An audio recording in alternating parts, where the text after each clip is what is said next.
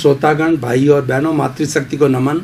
Channel 24+ news के खास विशेष मनमोहक, एक अच्छा इंसान बनाने वाला, सदगति की ओर ले जाने वाला, अच्छे मूल्यों की स्थापना करने वाला, मूल्य परक शिक्षा देने वाला पुनरुत्थान कार्यक्रम में आप सभी का हार्दिक स्वागत है, अभिनंदन है, सत्कार है। पुनरुत्थान का अर्थ होता है पुनर्जागरण, अवनति से उन्नति की ओर जाना, गिर कर के ऊपर की ओर उठना। हमारे जो मानवीय मूल्य और हमारे जितने भी भारतीय संस्कृति के मूल्य गिर गए हैं, सभी तरह के मूल्य, उनकी पुनर्स्थापना कैसे हो, इसके लिए पुनरुत्थान कार्यक्रम कार्य करता है और प्रतिदिन नए नए विषय देता है। आज एक बहुत बड़ा सुंदर दार्शनिक विषय आपके सामने प्रस्तुत किया जा रहा है।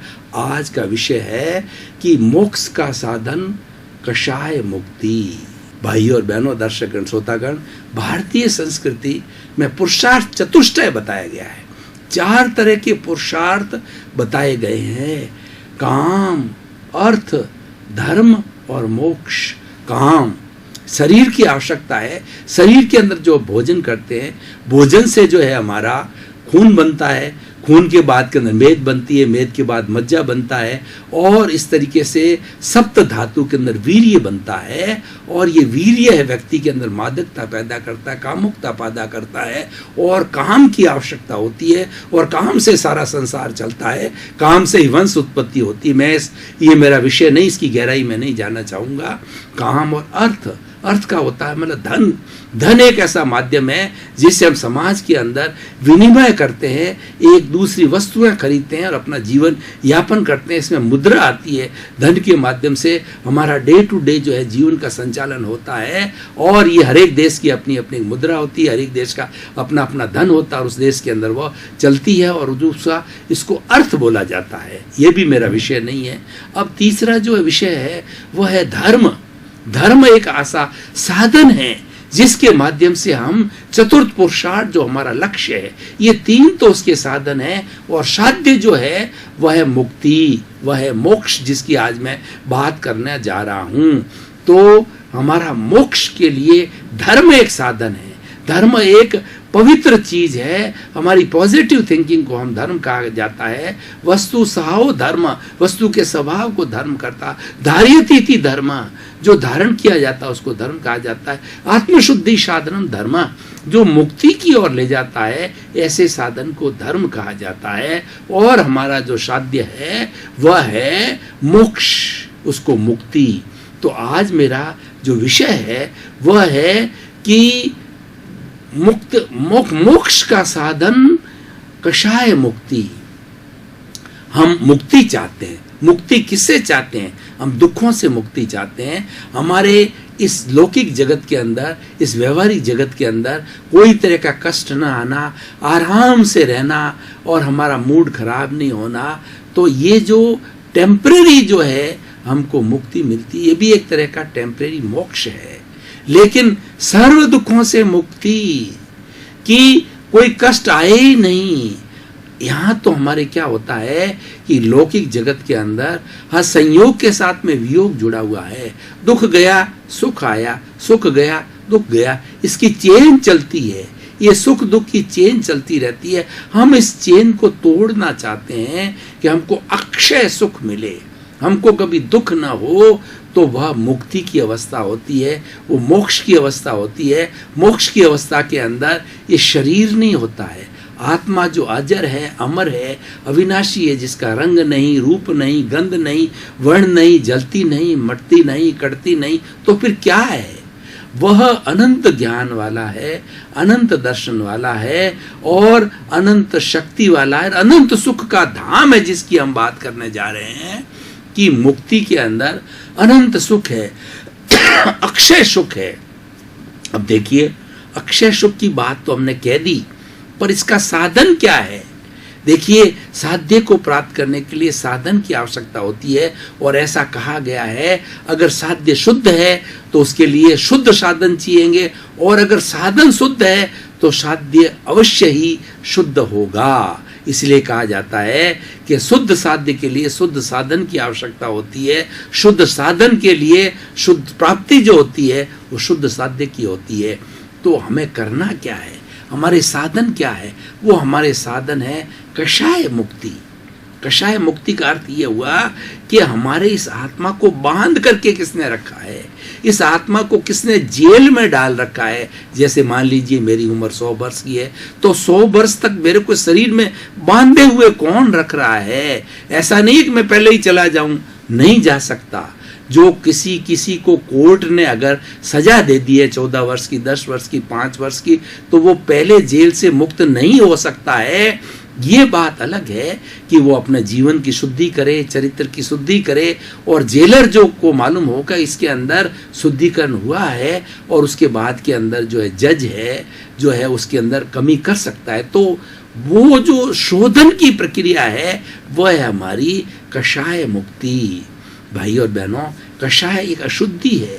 राग द्वेष को कषाय कहा जाता है। कषाय एक शब्द है, 2 शब्द में बोलूं तो राग द्वेष है, और 4 शब्द के अंदर बोलूं तो क्रोध, अहंकार, माया, लोभ है। और इसका डिवीजन करूं तो ये 18 तरह के पाप आते हैं। प्राणातिपा, मर्षावाद, दत्तादान, मैथुन, परिग्रह, क्रोध, मान, माया, लोभ, राग, द्वेष, कलह, व्याख्यान, पैशून्य, परपराध, रतिरति, माया, मर्षा, मिथ्या, शल्य पाप। देखिए ये सब एक वटवृक्ष बन गया।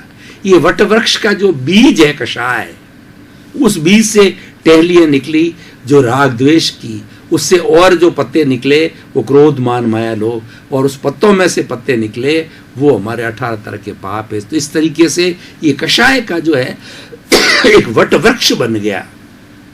ये बांधे हुए हैं, ये अशुद्धि है। इसको कर्म रज कहा जाता है, इसको कार्मण शरीर कहते हैं। ये 8 कर्मों का पुलिंदा है। ये आत्मा के साथ हर क्षण, हर जीवन में अनादि अनंत काल से लगा हुआ है। और ये जैसे कि शुद्ध जो 24 कैरेट का सोना कैसे आता है आपको मालूम है। उदाहरण के तौर पर बताना चाहता हूं कि कोलार गोल्ड फैक्ट्री में आप जाइए, आप देखिए कि वहां से जो है वो जो है गोल्ड ओर निकाला जाता है। उस ओर के अंदर छोटे छोटे कण होते हैं सोने के, उसके साथ में मिट्टी की डली भी आती है। उसको रासायनिक क्रिया के द्वारा गर्म करके, अन्य क्रियाएं करके उस रेत को अलग किया जाता है और उन कणों को अलग किया जाता है। उन गोल्ड के कणों को तपा करके और एक बिस्किट के रूप के अंदर बनाया जाता है। 24 कैरेट का सोना आता है। ठीक उसी तरह से 24 कैरेट का सोना हमारी शुद्ध आत्मा है, जो हम चाहते हैं, और वो मोक्ष की अवस्था है। और उसके साथ में जैसे कि सोने के साथ के अंदर जो मिट्टी की डली लगी हुई है, उसी तरह कर्म रज है, वो भी ठीक उसी तरह से वो कर्म की डस्ट है और वो कषाय है। अब हमें उस कषाय को दूर करना है। अगर हम कषाय को दूर कर लेते हैं, कषाय भी अपने आप कषाय पौद्गलिक है। कर्म जितने भी है चतुस्पर्शी है, वो पौद्गलिक है। दोनों की अलग अलग जो है प्रॉपर्टी है, दोनों की अलग अलग कैरेक्टरिस्टिक है, दोनों के अलग अलग गुण हैं। देखिए कि जो शुद्ध आत्मा है वो चेतन है, और वो कषाय है वो अचेतन है, ये जड़ है। अब ये देखिए, जड़ कभी भी चेतन नहीं हो सकता, चेतन कभी जड़ नहीं हो सकता है। दोनों का मिश्रण होता है। कषाय और ये हमारी जो शुद्ध आत्मा दोनों मिले हुए हैं अनादि अनंत काल से। और इनके अंदर 24 घंटे हर प्राणी के अंदर क्या चलता है कि मल्ल युद्ध चलता है, कि कषाय और आत्मा। अब ये कषाय कभी जीत जाता है तो आत्मा को पछाड़ जा। मल्ल युद्ध के अंदर जब 2 मल्ल युद्ध वाले लड़ते हैं, कोई किसी को पछाड़ता, कभी ये इसको पछाड़ता, कभी वो उसको पछाड़ता है। मान लीजिए कि वह कषाय हावी हो गया तो इसने आत्मा को पछाड़ दिया। उससे क्या होगा? कषाय का जो प्रॉपर्टी है वह है कि पापकारी प्रवृत्ति करना, और अच्छी पुण्य है तो पुण्यशाली प्रवृत्ति करना। तो ये कषाय अपनी प्रवृत्ति करवाता है, और इंसान भोग विलास ऐश, अगर शुभ प्रवृत्ति के जिसको पुण्य बोले जाते हैं तो वो भोग विलास में चला जाता है, इंद्रिय सुख के अंदर चला जाता है, पद प्रतिष्ठा के अंदर चला जाता है, सांसारिक प्रतिक्रियाओं में चला जाता है। और अगर वो कषाय पापकारी है तो व्यक्ति का जो है वो बीमार होना, गरीबी का आना, तूतू मैना होना, कलह होना, घाटा लगना, और ऐसी ऐसी कई विपत्तियां जो है, संतान जो है वो कपूत होना, इस तरीके की ऐसी ऐसी विपत्तियां उसके प्रारंभ हो जाती है। और ये चलती रहती है। अब जितने समय तक वह पछाड़े हुए रखता है उसको, तब तक चलती है। अब इसका उल्टा हम आए कि कभी आत्मा तेज हो गई तो उसने कषाय को दबा दिया, तो इसको कहा जाता है कि जब आत्मा की जीत होती है इसको क्षोभ सम कहा जाता है। आत्मा की इस शक्ति को क्षोभ का अर्थ होता है कि आत्मा विजय हुई, आत्मा धर्म वाली है, आत्मा पवित्र होती है, तो वो शुद्धता की ओर सारी कार्रवाई करेगी। वो व्यक्ति धार्मिक बनेगा, समाई करेगा, मंदिर जाएगा, दान करेगा, पुण्य करेगा, परोपकार करेगा, किसी को कष्ट नहीं देगा, और किसी से अगर कष्ट हो गया है तो सामायिक आलोचना, प्रतिक्रमण, प्रत्याख्यान करेगा, अपने दोषों को देखेगा, अपने दोषों की आलोचना करेगा, अपने दोषों को धोएगा और फिर से अपने दोष नहीं हो उसका जो प्रत्याख्यान करेगा। तो ऐसी ऐसी शुद्धिकरण की, शोधन की, सब्लिमेशन की जो है क्रिया जो है हो जाती है, क्योंकि आत्मा विजित हो गई है। भाई और बहनों, दर्शकगण, श्रोतागण, हम काफ़ी गहरे चले गए थे। अब थोड़ी सी अपने शरीर में जागरूकता लाने के लिए हम ब्रेक ले रहे हैं। ब्रेक के बाद पुनः हाजिर होंगे। भाई और बहनों, थोड़े समय का हम ब्रेक लिया तो हम थोड़ा तरोताजगी महसूस कर रहे हैं, तो हमारा आज का जो निर्धारित विषय है उसके ऊपर पुनः विवेचना प्रारंभ कर रहे हैं। अब देखिए, हमारा इस सारे जो एपिसोड का अर्थ होता है, इस एपिसोड से हम ये बताना चाहते हैं कि कषाय को जो है दूर करना, ये हमारा उद्देश्य है। और जो ही ये दूर हो गया, अब देखिए यूं बिल्कुल जुड़े हुए हैं, ये अलग हो गया, अपने आप ही मोक्षगामी हो गई। और यही हमारा एपिसोड का जो है साध्य है, मुक्ति, वो अक्षय सुख की ओर जाता है। अब इसके शोधन करने के लिए जो है बहुत से हमारी भारतीय संस्कृति के अंदर रास्ते बताए गए हैं। सबसे बड़ी अगर मैं आज की जो है मनोवैज्ञानिक भाषा में बात करूं तो पॉजिटिव थिंकिंग रखने से व्यक्ति के जो है वो ऑटोमेटिकली जो कषाय जो है धीरे धीरे नलीफाई हो जाता है, कषाय का शोधन होने लग जाता है। और सबसे बड़ी बात होता है कि ये कषाय आखिर है क्या है। ये कषाय जन्म जन्मांतर में हमने 84 लाख जीवा योनि के प्राणियों को किसी न किसी रूप में कष्ट दिया है, इस कारण से ये कषाय पैदा हो गया है। इस कषाय को अगर कोई व्यक्ति फास्ट स्पीड से धोना चाहता है, इस अशुद्धि को फास्ट स्पीड से धोना चाहता है, देखिए मैं आपको उदाहरण देना चाहता हूं कि ये मेरा एकदम वाइट जो है शर्ट है, तो ये वाइट शर्ट प्योर आत्मा की तरह, प्योर आत्मा मोक्ष में रहती। इसके ऊपर जो है वो अभी जो होली के समय के अंदर काला काला पेंट टाइप लगा दिया जाता है, उसको साफ करने के लिए डिटर्जेंट लगाया जाता है। जो डिटर्जेंट है वो कषाय जो उपशमन का, कषाय को शमन करने का कार्य उस डिटर्जेंट के लगाने से जो हमारे इसके ऊपर जितने भी कालक थी, वो जितना कषाय था, कषाय का मतलब रंगा हुआ, ये रंगाया हुआ था, वो अलग हो जाता है, अलग होकर के शुद्धि हो जाती है। अब इसको शुद्धिकरण करने का मैं एक सिंपल फॉर्मूला, बहुत इस वैसे तो बहुत बड़ी थ्योरी है, उसके अंदर तो घंटों घंटों और उसके अगर 32 आगमों का वर्णन कर पूरा जीवन उसमें लग सकता है, लेकिन मैं अति संक्षेप के अंदर हमारे समय की व्यवस्था को देख करके एक उपक्रम बताता हूं कि किस तरीके से हम कषाय उपशमन को अति संक्षेप के अंदर, अगर हमारे पास में 1 मिनट का भी समय हो, कषाय उपशमन करना करते हैं तो किस तरीके से किया जाता है। मैं आपको एक थ्योरी के माध्यम से जो प्रतिदिन करता हूं वो आपको बताता हूं कि 7 लाख पृथ्वी का है, 7 लाख अप का है, 7 लाख तेजस का है, 7 लाख वायु का है, 10 लाख प्रत्येक वनस्पति का है, 14 लाख साधारण वनस्पति का है, 2 लाख बेंद्रिय, 2 लाख तेंद्रिय, 2 लाख चतुरेंद्रिय, 4 लाख नारकी, 4 लाख देवता, 4 लाख तिरेंद्र पंचेंद्रिय, 14 लाख मनुष्य की जाति, 4 गति, 84 लाख जीवा योनि के प्राणियों से किसी भी जन्म में मेरे द्वारा मन से, वचन से, काया से, करने से, करवाने से, अनुमोदने से किसी भी प्राणी को मेरे द्वारा कष्ट हुआ हो तो शुद्ध अंतःकरण से मेरी भीतर विराजमान शुद्ध आत्मा भगवान की साक्षी से जो है उनसे उनको मैं क्षमा करता हूं। और ऐसे 84 लाख जीवा योनि की प्राणियों को जो है मैं क्षमा करता हूं, वे मुझे क्षमा करें, मैं प्रार्थना करता हूं। और 84 लाख जीवा योनि के प्राणियों को मैं निर्दोष मानता हूं, निर्दोष घोषित करता हूं। इसका मतलब यह है कि मेरी तरफ से मैंने सबको अभय दान दे दिया कि मैं आपके साथ के अंदर कोई तरह का दोष मैंने किए हैं उसका तो मैं प्रायश्चित करता हूं, दोषों को धो रहा हूं, आपके सामने गिड़गिड़ा करके प्रार्थना कर रहा हूं कि मुझे क्षमा करो, मेरे से दोष हो गए हैं। और अंदर भीतर जो है शुद्धिकरण की प्रक्रिया करता हूं, सामायिक करता हूं। सामायिक का अर्थ होता है कि अपने भीतर के दोषों को देखना और उसके बाद में आलोचना करता हूं। आलोचना का अर्थ होता है कि उनको स्वीकार करना।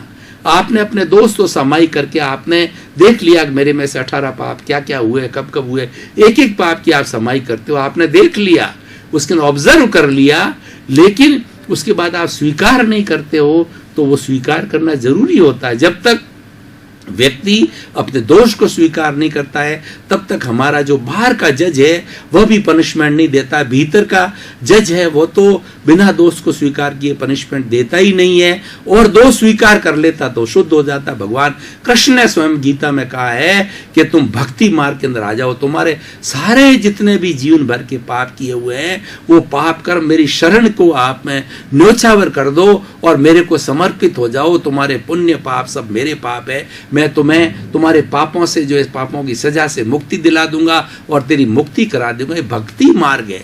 भक्ति मार्ग का मतलब है ईश्वर जो कुछ भी मेरे मन है, वचन है, काया है, वो और मेरे मन और मेरी जो सर्व माया आपके चरणों में समर्पित करता हूँ।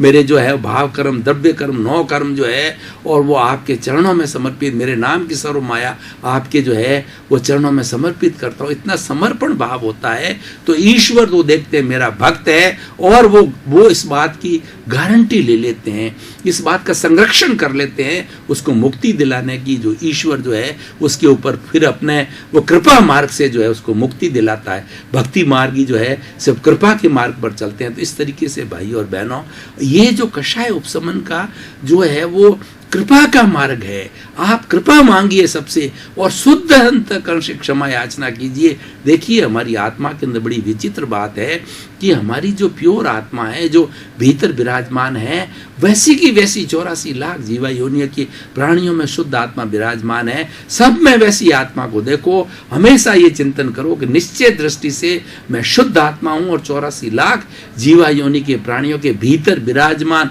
शुद्ध आत्मा भगवान का दिव्य दृष्टि से दर्शन कर उनको नमन करता हूँ। चूहा, चींटी, बिल्ली, कीड़ा मकोड़ा, पेड़ पौधा, मनुष्य और आपका नारकी का जीव, देवता, 33 करोड़ देवी देवता, सब के अंदर उस विराजमान शुद्ध आत्मा भगवान वो आपके जैसी है। वैसी शुद्ध आत्मा भगवान राम के जैसी है, कृष्ण के जैसी है, महावीर के जैसी है, ऋषभ की, और जितने जितने हमारे 33 करोड़ देवी देवता हुए हैं या जितने हमारे भगवान हुए हैं या जितने जो हमारी ये छोटे मोटे कीड़े मकोड़े, चींटी भी है, उसमें भी वो शुद्ध आत्मा, उसमें दिव्य दर्शन करना है निश्चय ये दृष्टि। और वो शरीर है वो रिलेटिव है, मेरा शरीर रिलेटिव है। सोहन राज हे मेरे भीतर विराजमान शुद्ध आत्मा भगवान, आप रियल हो। सोहन राज रिलेटिव है, हे मेरे भीतर विराजमान शुद्ध आत्मा भगवान, आप परमानेंट हो। सोहन राज टेम्परेरी, हे मेरे भीतर विराजमान शुद्ध आत्मा भगवान, आप अलग हो। सोहन राज अलग है और हमको इतनी शक्ति दो, मैं और सोहन राज दोनों अलग रहें। जैसे कि आप अलग रहते हो वैसे आप मुझे शक्ति दो और मैं सोहन राज के मन वचन काया को देखूं, जानूं और उसको गाइड करूं कि वो प्रज्ञा के जगत से उसको गाइड करूं, प्रज्ञा के द्वारा उसको गाइड करूं कि वहाँ कहाँ पर जाकर के वो भटक रहा है, उसकी भटकन को दूर करूं, उसको सही रास्ते पर लाऊं। तो भाई और बहनों, दर्शकगण, श्रोतागण, ये आज का जो विषय जो है इतना सुंदर विषय है। इस विषय पर घंटों घंटों पर बात की जा सकती है और ये एक जीवन का सार है। मनुष्य जीवन जो है बहुत कठिन है, बहुत दुर्लभ है, बहुत लंबे समय की तपस्या के बाद प्राप्त होता है। हमारी वैदिक परंपरा कहती है कि 9 भव तक आप लगातार सुकृत करते रहो तो ये मनुष्य जीवन की प्राप्ति होती है। और अगर इन 9 भवों के अंदर, सुकृत के अंदर आपसे कोई भी गलती हो गई, कोई चूक हो गई, तो 99 भव के बाद में वापस मनुष्य जन्म मिलेगा। और अगर उसके अंदर भी कोई चूक हो गई, 999 भव के बाद में मनुष्य जन्म मिले। क्यों? मनुष्य जीवन ही एक ऐसा जीवन है जिसके पास मनुष्य जीवन के बाद पट्टा है मोक्ष का, जिसकी आज मैं बात कर रहा हूँ, मुक्ति का है। मुक्ति केवल मनुष्य ही जा सकता है, विदेह होकर के जा सकता है। राजा जनक है, वो विदेह थे, मतलब उनको ब्रह्म का ज्ञान हो गया था, ब्रह्म का उसके अंदर प्रतिबिंब उन्होंने देख लिया था। तो वो क्या थे कि वो जीवन मुक्त हो गए, यानी राग द्वेष विलीन हो गया। जिसका राग द्वेष विलीन हो जाता है वो विदेह हो जाता है, जनक की तरह हो जाता है, वो संसार की सारी क्रिया करता है। तो उसका उनका कषाय जो है विलय हो जाता है, उनका जो है अहंकार विलय हो जाता है। क्रोध, मान, माया, लोभ जो है, इन सबको कषाय भी कहा जा सकता है, अहंकार भी कहा जा सकता है। चंडाल चौकड़ी की जो है आपस के अंदर एग्रीमेंट है कषाय का, इनमें से एक भी आएगा। ये तीनों ये चारों साथ रहते हैं, कभी अकेले नहीं रहते हैं। अगर आपके कषाय में से क्रोध भीतर चला गया तो अहंकार, माया, लोभ ऑटोमेटिकली साथ आ जाएंगे। आपने रास्ते दिए, वो अलग से नहीं जा सकते, उसमें एम्बेडेड है। और उसी तरीके से आपने किसी एक को एंट्री दे दी, आपने लोभ को दे दिया, तो क्रोध, अहंकार और माया तीनों साथ जाएंगे। तो भाई और बहनों, इनको अलग नहीं कर सकते। और ये इनको अलग जो है वह प्रायश्चित के द्वारा होता है, विनय से होता है, वैया व्रत से होता है, ध्यान से होता है। बहुत से ऐसे साधन है। हमारी भारतीय संस्कृति जो आचार प्रधान संस्कृति है, गुण प्रधान संस्कृति है, मुक्ति की संस्कृति है। और हमारे पास में पूरा रिच लिटरेचर है कि आखिर हमने ये मानव जीवन प्राप्त किया है और हम हमारा गंतव्य प्राप्त करना चाहते हैं, और गंतव्य मानव प्राप्त कर सकता है। तो पूरी यहाँ पर एक कॉन्सेप्ट दिया गया है, एक पूरी मेथोडोलॉजी है हमारे यहाँ पर कि किस तरीके से मुक्ति की ओर जाते हैं, उस जिसकी की आज मैं संक्षेप के अंदर कराता हूं कि वो मेथोडोलॉजी ये है कि कषाय को अलग किए बिना मुक्ति नहीं हो सकती है। किसी भी संप्रदाय का प्राणी हो, किसी भी धर्म को मानने वाला हो, लेकिन अगर वो मनुष्य है, मानव है और कषाय मुक्ति करता है तो मोक्ष जा सकता है। किसी भी, चाहे जो है 8 तरह के हमारे जो मेन धर्म कहा जाता है, जैसे कि हिंदुज्म, बुद्धिज्म, सिखिज्म और अपने क्रिश्चियनिटी, इस्लाम, जुडाइज्म और जो जोरास्ट्रियन, ये बड़े बड़े विश्व के धर्म हैं। इन धर्म का कोई भी व्यक्ति हो, यहाँ पर इसके अंदर वो कषाय मुक्ति के अंदर लिंग का, जाति का, धर्म का, भाषा का, क्षेत्र का कोई बंधन नहीं है। कोई भी मुक्ति को प्राप्त कर सकता। 7 अरब की जनसंख्या हम यहाँ मानते हैं, 7 अरब की जनसंख्या, कोई भी व्यक्ति मुक्ति को प्राप्त कर सकता है। लेकिन मुक्ति को प्राप्त करने के लिए यही है कि हमारे साथ में जो अटैचमेंट है, उस अटैचमेंट को दूर करना। दर्शकगण, श्रोतागण, भाई और बहनों, आपका बहुत बहुत धन्यवाद, आपके प्रति कृतज्ञता। और आपका जो है ईश्वर जो है आपको खूब अच्छा प्रसन्न रखे, क्योंकि पुनरुत्थान कार्यक्रम सर्वोदय का कार्यक्रम है। ये जगत कल्याण करना चाहता है। 7 अरब जनताओं को सुख मिले, शांति मिले, मुक्ति मिले, यही इसका बहुत बड़ा विशाल जो है उद्देश्य है, लक्ष्य है जगत कल्याण का। सर्वे भवन्तु सुखिनः, सर्वे भवन्तु निरामया। इसी क्रम में आपका जीवन आनंदमय हो, सुखमय हो, वीतराग हो, और आप खूब जो है वो समाज की सेवा करें, प्रभु भक्ति करें और परोपकार करते करते अपने जीवन का जो गंतव्य को प्राप्त